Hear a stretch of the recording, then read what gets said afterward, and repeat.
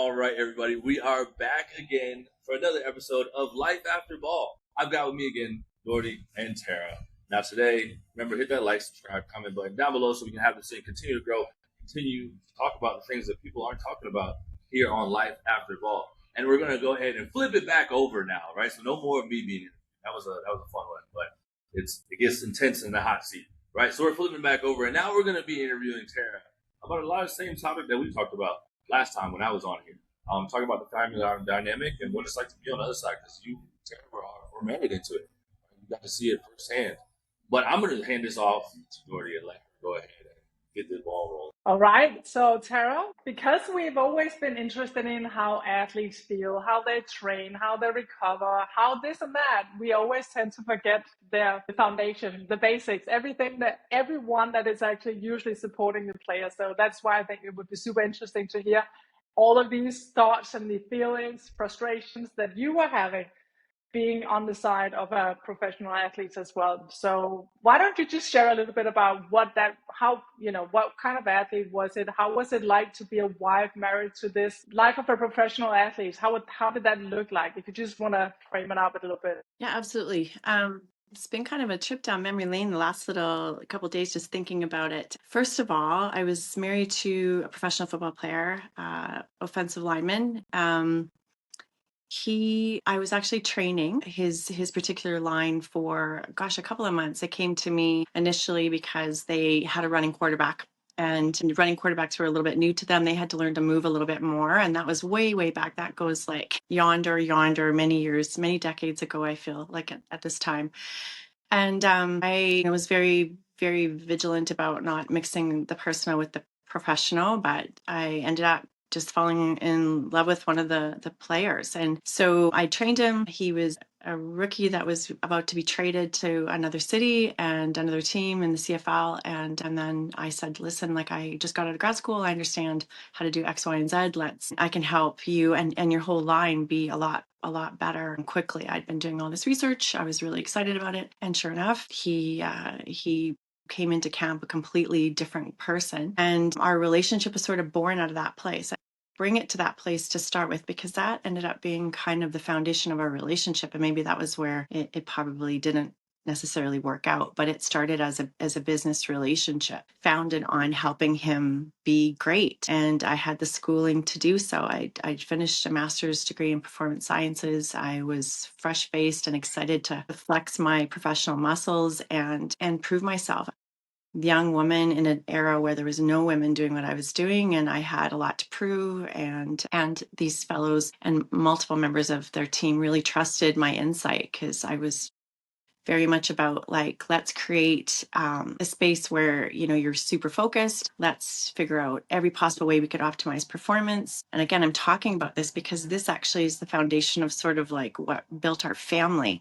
It was about creating this environment to optimize performance, which I understood. I'd been spending years studying and had some very interesting data to help people make the best returns on their investment in their training. And so my view was, you don't have to do this much. You don't have to go through all of this. Like, you can have a life and a balance, and that was kind of my angle, and it still is to this day. And so out of that was like, okay, let's create a family where your performance could be optimized. Like, what's that look like? Because I found out the environmental factors were more of the stressors than the actual training itself and the playing itself, which were a whole dynamic unto itself. And you understand that intimately, Coop. The pressure to perform, the pressure, it's performance on demand. There's always someone coming to chase you down and take your locker. So with that, it was like, how could we create this safe space at home so that you can focus on that? So I think that was the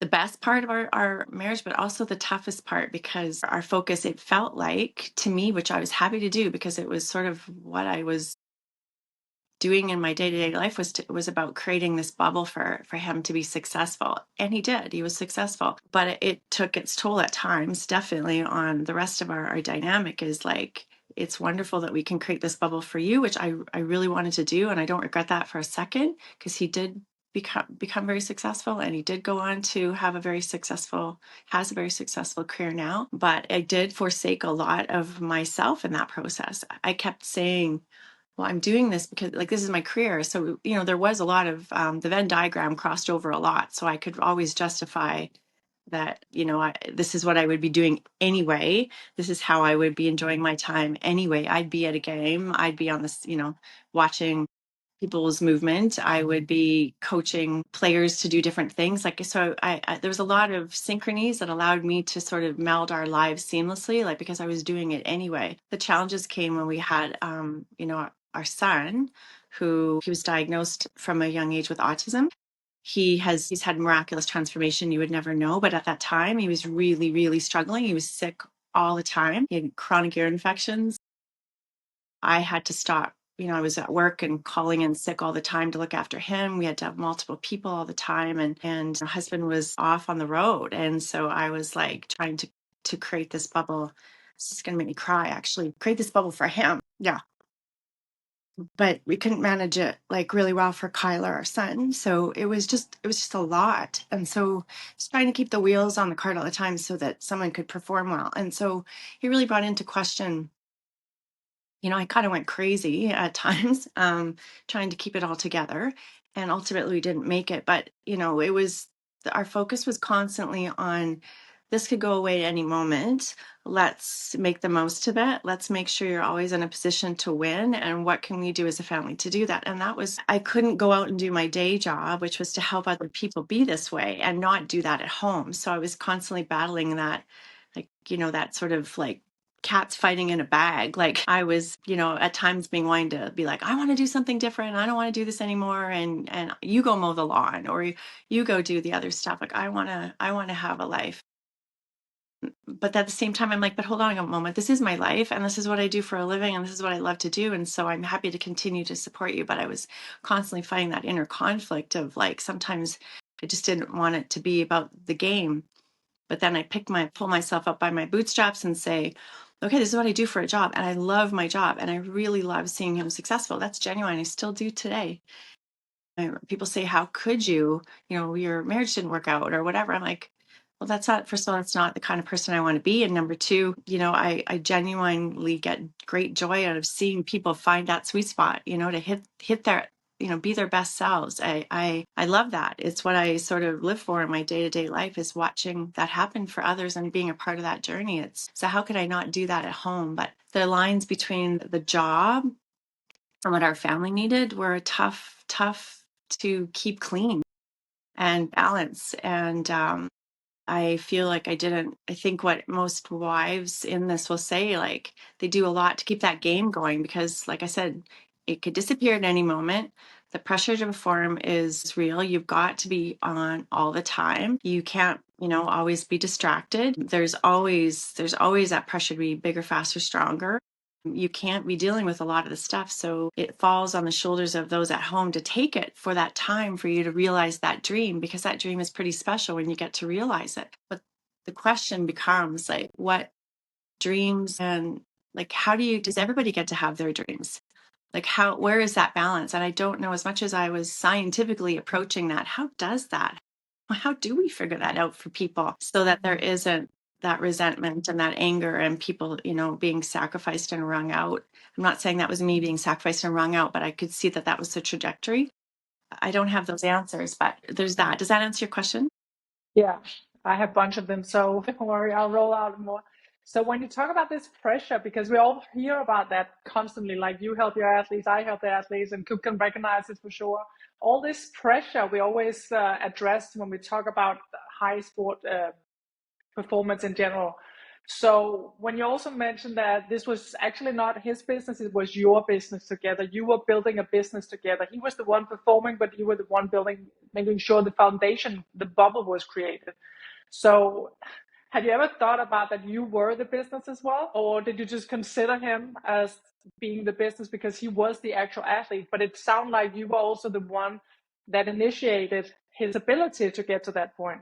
It's interesting you say that. I haven't thought of it that way, but maybe. Certainly. I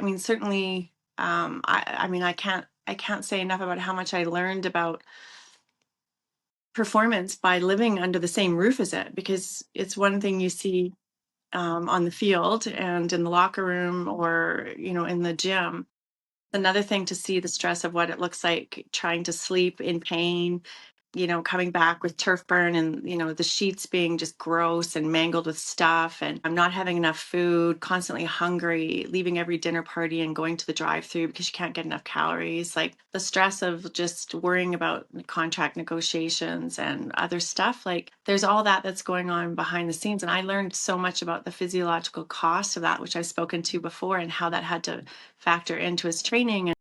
So in essence, it was kind of like a living laboratory.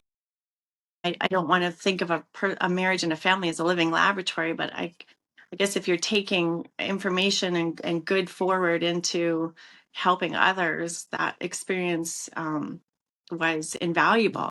You can't make that up. You can't forsake that experience. And so maybe we were. And I guess when he retired for a number of years, it was about, okay, so how do you pay it forward? What does this look like?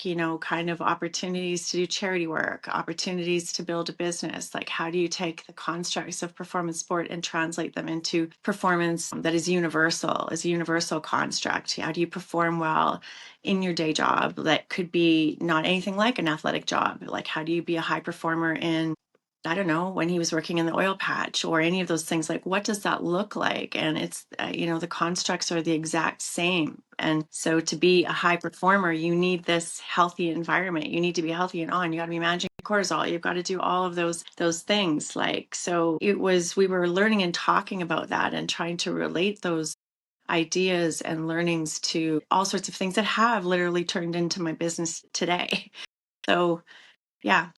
I guess I hadn't really thought about it until you said that, like that clearly, but I think we probably were. Maybe that was part of our relationship struggle, was maybe that it was too transactional.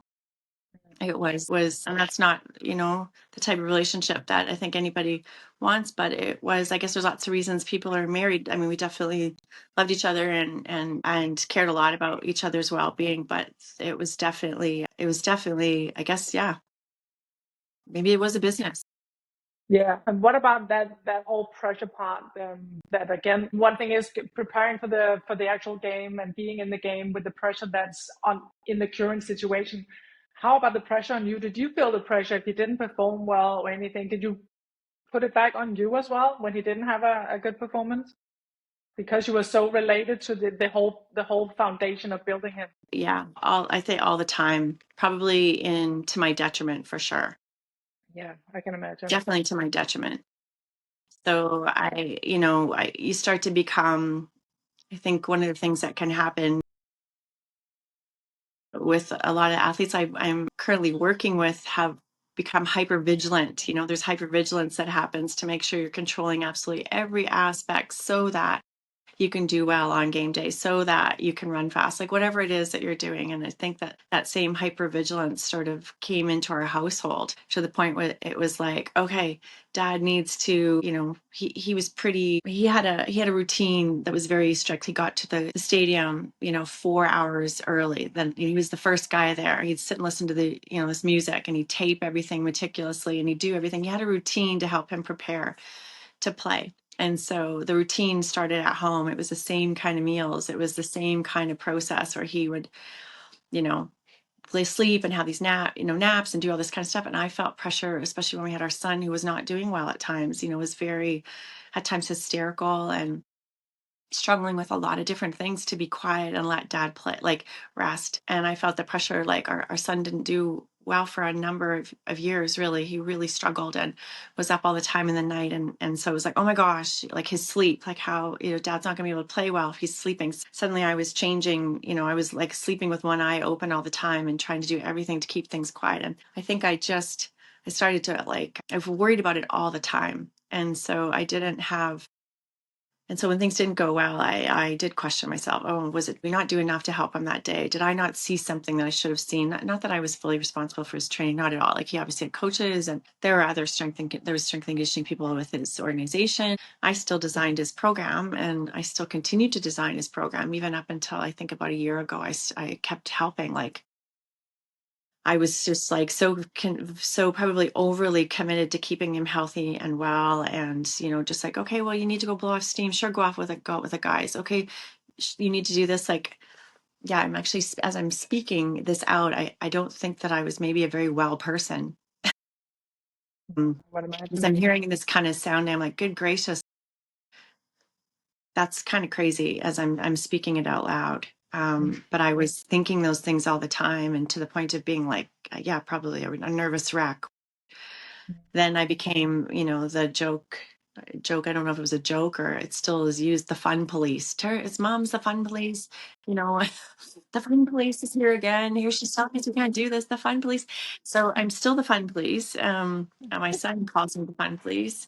But it was the heart was to create this space. Paradoxically, that was a safe space to rest and be healthy and well. And I was trying to manage the food in the house, and I was trying to manage the other thing. And in some ways I probably created a bit of a monster, to the point where we didn't have cookies in the house and we didn't have anything in the house. And then when our marriage ended, I went and I ate a whole box of cookies. I just was like, the cookies. I just ate cookies and I kept eating cookies. And I'm like, the cookies, we're having cookies.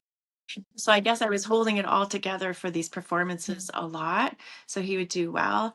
And I don't know exactly at the moment why, except that why completely, just that I genuinely was invested in seeing him do well. I believe that's the case. Did I always get it right? No. Did I make a lot of mistakes? Did I get mad and resentful and act like a butthead a number of times? Absolutely. I think often about what raising our son like in this environment was, because it was all about keeping dad okay. Like, I don't know what kind of messages that sends to a child, and the balance and what they expect of a woman in this position. Because I definitely have had some issues with my son's treatment of me, and mom, you're supposed to be doing this. Mom, I'm supposed to have this happen. Mom, like, aren't you supposed to create this environment for me? Like, he doesn't say those exact words, but it's like, I'm like, oh no. So I can say I don't have it all figured out, but that was the pressure I felt. It sounds like it's also like enormously a lot of pressure because you have all this knowledge. You have suddenly such a big responsibility for kind of, obviously, I know you did it out of love and support, and obviously because you had all the knowledge, but it must also have been not just a big pressure, but also a huge responsibility. Were you ever afraid of failing in that? All the time, all the time. Yeah. And then I guess, like, that's kind of probably why, like, I did, like, that's when our marriage ended. Like, I think I took that on as like, oh my gosh, like, I didn't do enough to keep this going. Like, because I was, constantly trying to study and figure out how to make people healthy and well and perform well. I mean, I think that's just sort of like we're all in this business, right? It's a very seductive thing. Like, you're always trying to find that next edge, trying to figure out what makes people think and tick, and because we're all blessed with these gifts, abilities, and talents, and so there's this verse in the Bible about not burying your talents in the sand or the ground. And so the parable of the talents, I always remember that in going to church in the day, and just um anyways, it stuck with me in terms of not wasting what you've been given, and being able to actualize that. And I've always sort of had the viewpoint that it's not right of anybody to keep anybody from that. Like, that's always been sort of my stance, is like, I get fairly indignant and ferocious, as people will say I get, around don't tell don't tell my son he can't. Don't tell my ex-husband he can't. Like, we don't have a right to say you're not able, you're not capable, you're not whatever. I mean, certainly there's some obvious things, like you might not be actually capable of certain things, but when you've got an opportunity to try, I'm the last person who wants to stand in the way of that. Like, I haven't lived the easiest existence in this topic area personally. So my sort of pay it forward was, I'm going to be darn sure that I help others have that opportunity. If I have good to give and knowledge to pass on and things I've learned or experienced, I'm going to do it. Like, because why would I not create an opportunity for other people to be successful? And I don't want to live in that world where, sometimes people are a lot more times than not, people are the opposite. They do everything they possibly can to sabotage the performance of somebody else so they can get ahead. So I'm like, why don't we keep level the playing field? Like, give everybody a chance. Everybody's happy. I took that to my home. Like, let's try that. Let's make sure everybody is like that. But it didn't always go well. Now I've got some sort of awful sound above my head. Boy, this is I've got a meowing cat. Is that the Something cat awful right going on now? in the background. Can you hear me? Yeah. I've been living with that for Awesome. 2 months. Somebody drilling upstairs. It's super annoying. Somebody is Very drilling inconvenient. upstairs. But what Yeah. about that bubble you created, sort of to protect him? It was kind of like a shield, as what I hear it, to protect and make sure that he was able and capable all the time and had the right rest and everything. When did you realize that you haven't really created that space and that bubble for you, not just to protect you, but also to thrive yourself? When did you discover that? When did you realize that, what about my space and my bubble? Did you ever reflect on that in that process? I did. When our like a lot, but I made some choices at the time. I took some detours in my career, and which ended up being awesome choices. At the time, I wasn't happy about them. To kind of be more available for Kyler because he was struggling, and Jay was off and playing, and as he should have been, and so when he retired and a couple of years after that, and our son was stable, and it really had some miraculous turnarounds with his health and behavior and sport and all sorts of stuff. I was like, okay, I'm getting this sports stuff back. Like, I really want to go and pursue that angle. And so at that point I was like, it's my time to do this. And I was very passionate about trying to find my way back into this circle of people that was, really keeping relationships up is really, really critical, as you know, in this field. And so I had been out of it, out of this sort of circle for a while, and I really had to fight my way back in. And so I put a lot of energy into that, almost probably too much so, because I think I was pent up, sort of like, I'm okay, I'm waiting, it's my turn now. And so I went full tilt into this, like, I'm trying to work in the national team side again. I had stuff to prove. I'd been sort of working in and out part time while raising our son, and being available to the things that he was going through. Like, we had full time aides helping him, and there was a lot to navigate. Um, I think I was sort of like, I'm doing this now, and now it's your turn. There was a bit of resentment there for sure. Like, you guys are going to let mom do something now. And I think honestly that I'm not saying that's why our marriage didn't work out, but that's definitely when things started to unravel, because we had this very set way of being that I take full responsibility for helping create. In fact, I probably drove it to suddenly flip the switch on everybody and say, now it's time for you to go get the groceries, and it's time for me to go and see if I can travel and do stuff with these teams. And yeah, and then the next thing you know, we're not married anymore. So I'm not saying that that's what happened, but definitely I've heard, and I've my network of people who are married into this as well, that's sort of been a constant source of frustration. And maybe you can speak to that in your own life, like Coop, in terms of relationships and whatever. It's like, I'm here for you, I'm all about it, but the struggle becomes like, what about my life, and what about what I'm good at? And I know that we had Nicole on the last episode or a couple episodes ago, and Nicole was just a juggernaut in her sport in the United States, and she'll say a bigger deal than her hubby, who went on to do a lot of things professionally in sport. And I know she struggled with the, like, I'm putting up with you and your show, but I'm a big show too. Like, I can be great too. And so there's that undercurrent of competition and frustration and irritability that creeps in, and you don't want it to, but it's there. And so I think that derails a lot of marriages, because to set up this situation, they're traveling and playing and all the time and having to stay fit, and they're on the road, and there's all these other obligations all the time. Someone is home with the kids, somebody's at home paying the bills, somebody's at home doing all this stuff, and when they come back, they're exhausted, so they have to rest.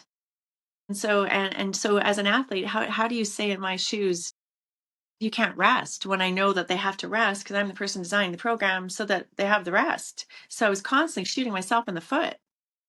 So here I am out there mowing this giant lawn, which is why we eventually moved to a condo. Because I was like That was out there smart. swearing and mowing this thing, going out loud. It's like, sweating buckets. And he's up there watching TV. His legs are up. I'm supposed to be off my legs. He said to be off my legs. And I'm out there mowing the lawn going, Great. like, I did this to myself. So we were constantly dealing with a dynamic that created eventually, some pressure. And I would probably acknowledge resentment and frustration because I felt I sacrificed myself too much, which I'm still wrestling with it today. Of course, I would do that. I still would probably do it again. Probably the next thing that came along, I'd do it the same thing. But I don't know how to manage that space for myself. If you were to go through that again with this experience and this knowledge you have, and you can just reverse everything, what would you have wished that you knew or would have be prepared for? What would you wish that you could at least be paying attention to or be focused about, so you wouldn't go down that route? Or is it even avoidable? I don't know if it's avoidable, but I would know that I could change it. But I would acknowledge in a different way the power of that locker room dynamic. That brotherhood is what had a lot more I think, influence than I ever could. And I'm not saying that's a bad thing always, because I think, that's pretty darn special, what the team lives through. I mean, it's why people hate retiring, right? It's that power, that brotherhood, that camaraderie, that everything. That had so much cloud in our house. And I got that because I worked in that across multiple sports. I saw it. I was in the trenches or helping create programs that would support that to some, extent, like that camaraderie, and was giving talks on, and everything, the physiological cost of social dynamics and social, like, the biggest linchpin often in some people's performance when you have great programming and everything else sort of sorted out is this lack of social support. And so the athletes that, we couldn't get to the bottom of why they were falling apart and flatlining. And often I would say 9 times out of 10, it pointed that they didn't have good social support at home, a good living situation. They didn't maybe have the best dynamic in the locker room, like something that was the thing that created the most stress for them. So working on that would alleviate that pressure, and boof, they'd run faster. It was that social support was everything to him. He was also captain. Um, that was a big thing, but I was like, and a lot of we're going out with the guys, we're traveling with the guys, trips were with the guys. And then even into his new job was, there was a camaraderie of the group of guys, because a lot of them end up going and working in this particular area in the oil patch.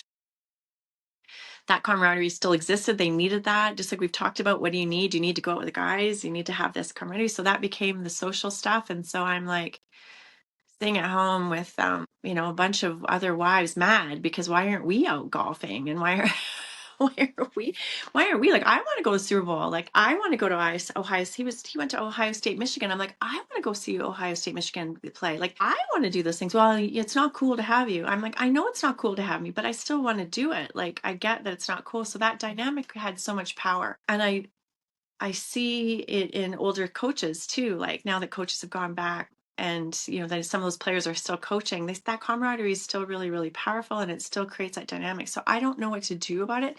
I just need to acknowledge it, respect it for what it is, and try to find another way. I don't know, or maybe have a bit more of my own life. I don't know what the answer is. I No. honestly, I think that's the thing that keeps me sort of um, not awake at night, but just sort of thinking, like, I haven't gotten, I'm still sort of single. I haven't kind of, no, I'm not sort of single. I am single, and I haven't kind of gotten back on that, on the horse. Not sure what that even means. Maybe in my mind, there's somebody there. There's nobody there. But I'm saying I haven't been able to figure it out because I haven't figured out this dynamic. Like, honestly, this is the thing that's holding me back from entering into other relationships, is how do you create a space in relationship where both of you can shine? And does it have to be Exactly. at the expense of another person? Like, does someone like, so how does that work? And so do you just Yeah. go, and no relationship is perfect, and maybe you two have the answers, but I don't. And so it's kept me totally paralyzed and not living a life that I could be living because I can't sort of figure this out. I don't probably need some help on that one for sure. Like, why am I not just sort of trying? But I saw how much it hurt our son, like the dissolution of our marriage, and he's gone on and he's remarried. But that's created a dynamic for our son that's been complicated with all of the stuff that he comes to the table with. So I've been just like, again, sort of steady Eddie, like if one of us is sort of single and there's not that distraction and I'm not bringing any more stuff into his life, but then again, like I have to live. I think you This have is therapy. This is sacrificed therapy. quite a This is lot therapy. from This is therapy. I from better what lay I'm down on some hearing. sort of a From what I'm couch. hearing, you definitely have already sacrificed quite a lot yourself. So you have my permission. You don't have to sacrifice you anymore. But there's a lot of things to it. So tell me a little bit about how did it work when you told me that you said a little bit about when you did have your son and everything, but how was it to also be a role model as a mom, but also your dad, the dad's coach and stuff? How was it to try to navigate in that? Because I'm pretty sure that not only moms but also dad is struggling already to find out how am I going to be the right role model. We're trying the best, but could it have been better? But you apparently had two roles in this. You weren't just a mom, you also the dad's coach, sort of. How did you navigate in that for your son? Not well. Not well. I did not do entirely well. I think the way we got through is, sort of maybe it was just by osmosis, but we developed, I guess, sort of roles in the family that we had, and especially around our son and his struggles at the time. He struggled enormously with change. Well, obviously he's gone through a lot of change, which has been really, really tough on him, but it's also helped him be who he is today. But sort of Jay took on the role of doing a lot of stuff to bring Kyler levity. Like he was fun dad, which was just kind of naturally fell into, but also kind of like I'm going to make sure that Kyler has, I'm going to do all the research on the food, the stuff that, he needed, understand neurodiversity, understand anything we could do around inflammation, all the stuff that I knew, because he was just, that's a whole other discussion that's super fascinating unto itself. It's just how we manipulated, some of his diet and sort of different things, and how he just sprung out of what was called autism, then to Asperger's, to now, he's without a diagnosis, like, because they don't understand. Yeah. So, that was physiological, major shifts and miraculous. Here we go again. This is kind of comical. It's always perfect timing. So, anyways, now I've lost the point. So I sort of said I'll go meet with the aides, the doctors, the whatever. I'll take on sort of that role, making sure that everybody in the house has what they need to be sort of healthy, quote unquote. Like I'll lean into my strengths, and that's what I'm doing. You lean into your strengths. He was really awesome, teaching Kyler to drive. That did not work for me. Like I was like hysterical, like hanging on to the door, screaming, and he was awesome at that. He was awesome at, getting him out dirt biking and getting him dirty because he didn't like dirt. He got him doing all these sorts of things. And so they would have this great father-son time, and he was the levity and the place that Kyler would go to get that levity. And I was the place to go to get, like when problems needed to be solved. And so we just fell into that sort of dynamic.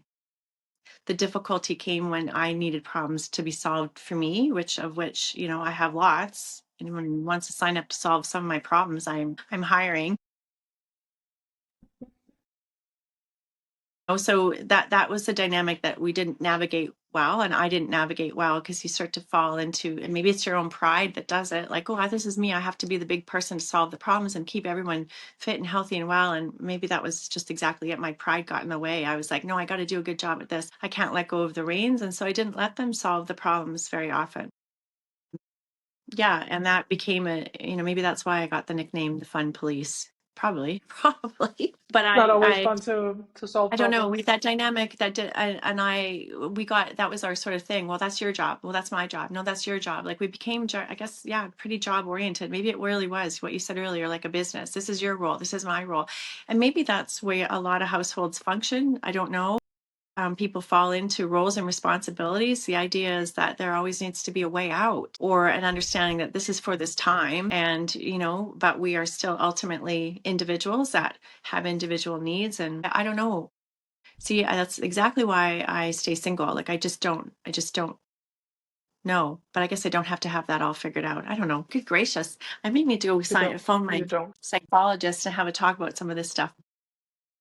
It was a very challenging When dynamic, you and have time. I can't say that most people I can speak to that have either made it through and stayed married. I don't know of many from the team because that dynamic was very difficult to solve. I don't know of many that have made it, but when the ones that did, can say that they just really, really fought hard to ensure that there was balance in the household. I don't know how that's going, and I think would be a really interesting discussion to have with some folks that have managed to make it.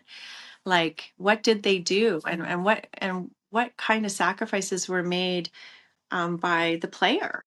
Like, are they truly happy and fulfilled, or are they feeling like, are they just going through the motions because that's what you do to keep your households sane? Like, I don't know, but all three of us have spent our lives in some fashion studying and understanding performance and being well. So what does that look like? I don't know. I don't want to keep taking it back to science. Maybe the science is just a safe place for me to speak because it's objective. But I don't science know. also tells I us have that to we are go. all super It's time for me different. to go. So there's never one recipe. But I actually have a question that also might be interesting for Coop to just jump in a little bit with. But if you were to have a message for athletes in their career right now, because it's usually before things happen that we want to have the message, and as we probably would assume, probably most athletes would be listening to this.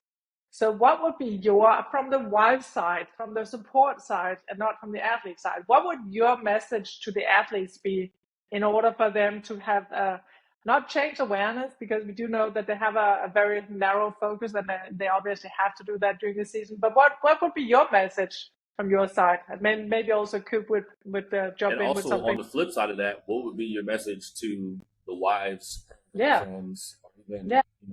baby mothers of these athletes? Like, what is Yeah. it that you guys have to be prepared for and expect of these guys when they're about to come out? Like, because those, I feel like, are the conversations that nobody's having. Like, there's also going to be a huge financial burden that happens, right? There's a change, and like they're no longer getting that same game check for that 17 weeks. Like, that's gone.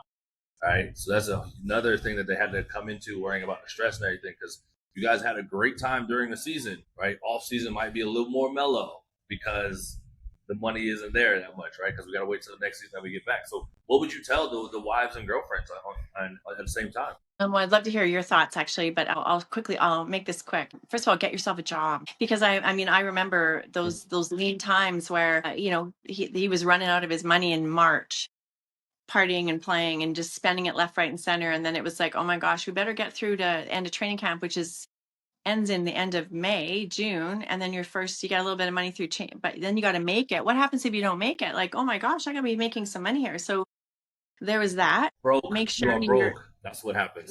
yes. And it was like creative ways to find food at times. Like, it wasn't glamorous, but that, yeah.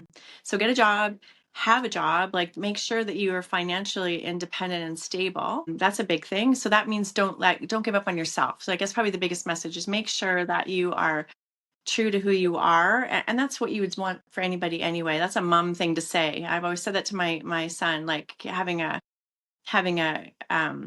girlfriend. Like, you want to have somebody that really lets you be you. That's always the thing that we want for our kids, somebody that's really going to celebrate them and let them and push them forward, and vice versa, right? So that's still got to be true. That bubble, that seductive pro sport bubble, can suck you under, and suddenly you're just going through the motions and trying to show up with a good hairdo in the stands. Like, all of a sudden you're like, what's happened to my life? Like, so you hang on to your identity with like your life depends on it, to be honest, and make sure you have a job. Like, be really rooted in who you are. Where the lines got blurred for me is that what I was in my marriage was who I was. And so the lines got a little bit confusing because that's who I was. And so that's why I had this kind of like, it made it both easy and it also made it a challenge. That would be one thing I would say. Secondly, like, being prepared for that transition is massive. And so I would say to the athletes, make sure you choose somebody that really gets this, right? Like, that has their feet planted on the ground, has their own career, understands the demands of sport. Like, they don't have to necessarily do it,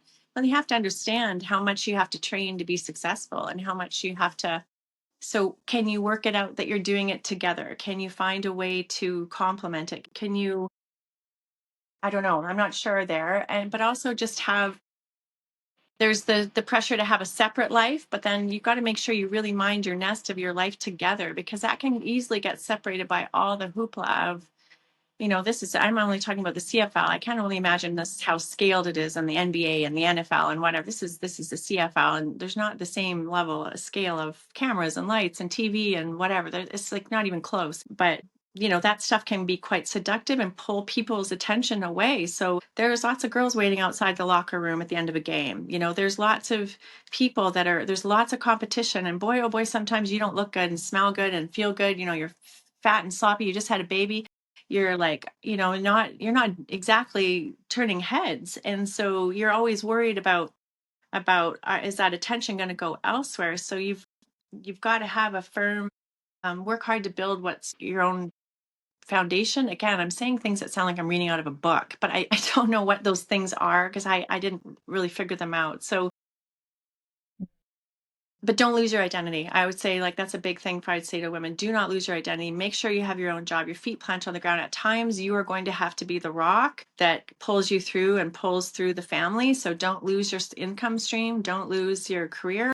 Hold on to that. Be staunch in that. And I think that's one thing. I think these could be other episodes. There's lots to describe of like how to live and how we lived. And my dad's sitting down my then husband before we got married or early in and saying, what are you going to do if this falls apart? Like, you're not leaving my daughter on the road, right? Like, and I was like, Dad, I can to take care of myself. But he's like, when we had our son who struggled and I had to not be working as much, then therein lied the issue.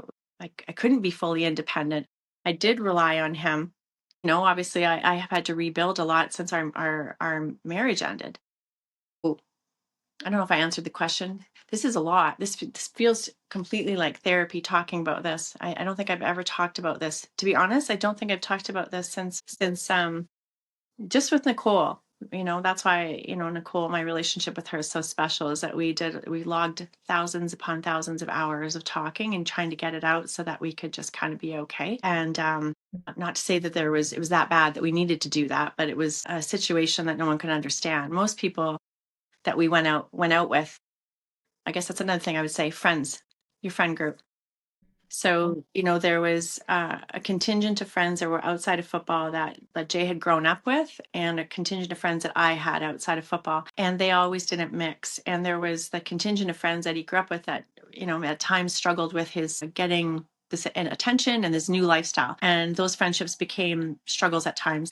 As far as I know, they're intact now, but he didn't always relate to those people. And so the friends became what happened in the locker room. So you really, really realize in times like this who your real friends are and what relationships are worth investing in, because they become you really see through them when you get into situations where maybe somebody gets a lot of attention. You see the people that like run away and want nothing to do with it. And you see the people that are there suddenly way more than they ever were. Like, where'd you come from? I haven't heard from you in years. Like, why do you suddenly want to be my friend? The relationships are very hard to trust when somebody is doing exceptionally well, like someone is quote unquote famous. And I'm not saying he was famous, like not famous like George Clooney famous, like it's like the CFL, but you must understand what I'm talking about. Hey, Coop, like when you get a little bit of attention, like, or there's any sort of limelight, or you're on TV at all, or you give even one interview, like there's something to be said about that. And so friendships, you don't know who you can trust. And then it's worse when you retire. Where do they all go? Like, I think those are really, really take stock of your relationships as you're entering into these types of relationships with say you start dating somebody or plan to get married to somebody in this domain. Make sure you have really, really, Really solid strong message. relationships. Really strong relationships and a really strong handle on your own identity, because it's like riding a ship like on with some rough seas, like you're just tossed from side to side to side, and it literally is this weird bubble in there that you don't really know if you're coming or going, and it's so exciting, and then all of a sudden it's over and you're tossed out and no one's talking to you anymore, and you're supposed to just pick up and be normal. We've talked about this before. But that has, it's one thing for the player to go through that. It's another thing that the family is like, okay, so you still love us, right? Like you still want to be with us, and we may not be as exciting as what you were used to in living this life, but like, let's try to build another life together and try to figure this out. You don't want to be having those conversations when it happens. You want to be having those conversations while you're going through it and preparing for that life after. And so I would say, I guess that's another thing that just came out of me yapping, processing all of this emotion that's stuck in there, is that prepare early, like have those hard conversations early. Who are the friends that we really want to invest in? Let's pray on that. Let's figure that out. Let's, invest in maybe a few really good gems, like keep them close, make time for them. And make sure that in all things we do constant checkpoints. Are we being true to who we are? Are we doing this for the right reason? Because that's the message when you said earlier about, leading for our son is really about that. You want to really choose wisely and don't forsake who you are, no matter what. Be you and be bold in that. And that's something that I think I say to him almost every day in some way. And it's given, hopefully, him courage to step out and do some things that no one ever thought he could do. But he is definitely struggling on the relationship side. And I think we all do at that age, but, kind of like, what kind of wife will I have? And what kind of relationship should I be looking for? And he beats me. Like that's, we're both struggling on that front. And so maybe it's been a great opportunity to say to our son, like, we don't have it figured out, like, trust it. We don't have it figured out, but we've learned. And so you can either go the easy way and learn from our mistakes, or you can try to figure this out and go the hard way and go on your own. And so that's what we've said. Like, we are by no means perfect. We love you. We want the best for you. We want you to have every opportunity to actualize your potential. We've made some mistakes. We haven't figured it out. We've learned, and here's what we know. And that's kind of how we, at least, I've chosen to try to parent going forward, because yeah, I know you're a parent. You guys are parents too. I don't know. You probably have it more figured out than I do. No. I would love to say that I said I did, but isn't that also the point? Is that there isn't one recipe? That's the whole point of it. Like I always say to my kids that have kids themselves, I always tell them that there isn't one right way, and that unfortunately we never learn by other people's mistakes. So whatever mistakes you have to go through life, that will be yours because it's necessary for you to learn those. So I guess it's also just about having faith in them, sort of. Yeah. I guess Well, that's more you can kind of do. yeah, I think maybe if I'm to sum it up, simply, like, in all of it, this quagmire of thoughts and emotions, and it's not a linear path by any stretch of the imagination. Is if I was to sort of, there's a reason. There's a reason I encourage you to take on other sporting activities, sort of to keep going and not be done. Because, I could tell by even just watching his training videos and all this stuff that he had a lot more to give, and he's not done. And so I would never want to hold anyone back. And so I think big thing is, in all relationships and on this journey, like, for anybody that's entering into it or coming alongside of anybody in that, is that you always have to look back on it later and say, did I do anything that got in the way of them being the best they could possibly be? And if that's something that that's what I can't maybe live with myself, as if I did. And so I don't want to be the person to do that. I want to be the person that pushes from behind and gives permission to people, for people to fly, permission to launch, permission to fly. And that's kind of how I want others to live. I have to try to do that more for myself. But that's something that on this journey, at the end of the day, don't get in the way. Now, it's up to the person who's on that journey to try to learn to figure out how they can do that for their significant other as well. And that's something to really try to work on ahead of the time, or it's an ongoing process. But at the end of the day, it's like you would never want to limit somebody's ability to fly. I mean, that's only a recipe for disaster down the road. And so I think that's our job as professionals, coming alongside of people that are in our field to sort of help figure that out for them and support them in that, because it takes a village. And imagine if we put this much resources and energy and time into accountants or people with other types of jobs. Like, should we not be talking about some of this stuff for everybody? Like, how do you be your best in all things? Like, how do you honor those gifts, abilities, and talents you've been given? How do you do that together? Like, you've only got one life, one body, one whatever to use. Like, we've got to, if we're blessed with the opportunity to do that, let's run with scissors on that. It's just, I don't have the recipe as to how to support that necessarily from a family perspective. I wish I did. Don't we all? Yeah. If we could only turn back time, but we can't. So No, we cannot.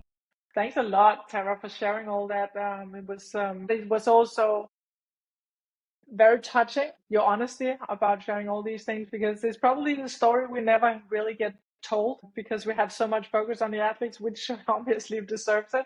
But there's apparently also a really big force behind it that is very important to bring out in the spotlight, actually. So thanks a lot for sharing that. Yeah, Sarah, I appreciate you sharing your side of things, because as an athlete, former athlete myself, like, we don't think about these things. We don't think about what we have to bring home and the pressure that we put on you guys to run a successful home while we're not there, or while we're in season, or like you said, push the lawnmower by yourself out there. I would have just bought a lawnmower long. But like you said, like, you guys got to figure out a way, right? You got to figure out a way to make things work, and so he can relax and get his time. But I know Dory's like scratching her neck, like that doesn't happen in Denmark. That's a whole different ball game over there when it comes to that work-life balance and everything, and the husband and wife working together to take care of the kids. But it's very interesting just to hear you open up and speak about what you went through on your side of things. It gives me a better perspective and a more respect for the wives and girlfriends and the significant others sitting in the stands doing what you guys do every weekend for us in our sport. So thank you, and I can't wait to release this one. And we're out of here. Thanks, guys. I appreciate you creating a safe space to talk. I clearly need to maybe go chat some of this out. So thanks for letting me do that. Thank you.